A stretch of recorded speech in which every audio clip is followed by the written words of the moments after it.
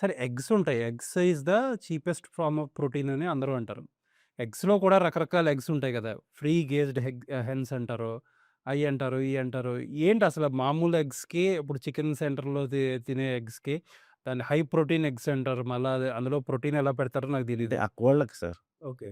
కోళ్ళకి హ్మ్. బాగా ఫీడ్ చేసి వచ్చిన ఇస్తాడు అంతే. ఇవన్నీ నమ్మొచ్చా? ఇంగ అది ఉంటదా? నమ్ ఎగ్‌కి తేడా ఉంటదా? సార్ మీరెప్పుడైనా టెస్ట్ చేసారా? లేదు సార్. ఎగ్ ఏం లేదు. నేనున్నప్పుడు ఏం కాలేదు.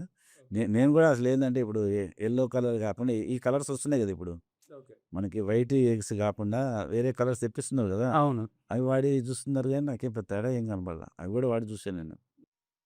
అంటే ప్రోటీన్ కదా! అవును. వాడదాం అనుకోని చూసాను గానీ నాకేం కి నేనేమన్నా సార్ రకరకాల కొనేవాడుంటే అమ్మేవాడు రకరకాలు అమ్ముతాడు. కానీ నేనేమంటా అంటే ఆలోచించి కొనండి. ఇది సైంటిఫిక్‌గా ప్రూవ్ అయితేనే కొనండి. ఇప్పుడు ఈ బియ్యం తింటే దీని గ్లైసెమిక్ ఇండెక్స్ 43 ఉంది, 44 ఉంది. మామూలు బియ్యానికి 75 ఉంటదని బియ్యం కూడా వచ్చేసినాయి కదా! అవును. ఆ గ్లైసెమిక్ ఇండెక్స్ రిపోర్ట్‌లు ఏవని అడుగుతున్నాను నేను. రిపోర్ట్‌లు ఎప్పుడో వేసినాయి. ఇప్పుడు పరిస్థితి ఏంటి? ఇప్పుడు ఎట్లా పండుతున్నాయి? అవన్నీ చూసుకోవాలి కదా! అవును. అంటే ప్రజలు అరే! ఇది షుగర్ ఇది తింటే తగ్గుతాదట తినేసి అంటే ఊరికే వెళ్ళిపోతున్నారు. Scientific proof కావాలంటాను.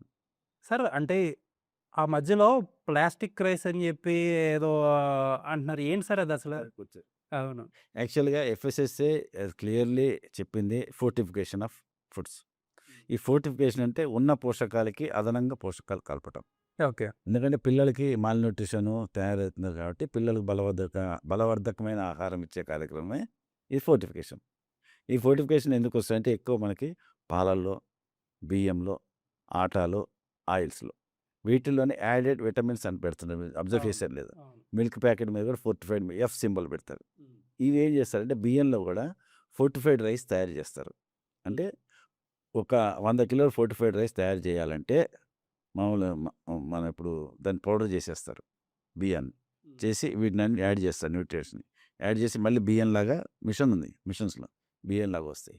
1 కిలో బియ్యాన్ని 100 కిలో 99 కిలోల రైస్‌లో కలుపుతారు.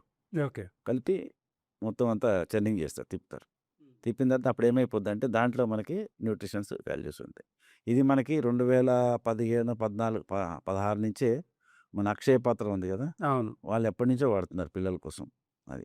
అది ప్లాస్టిక్ రైస్ లాగా ఉంటదది. అది ఒక్క మనం ఆ రైస్‌నే తీసుకొని చేస్తే అది ప్లాస్టిక్ రైస్ లాగా ఉంటది.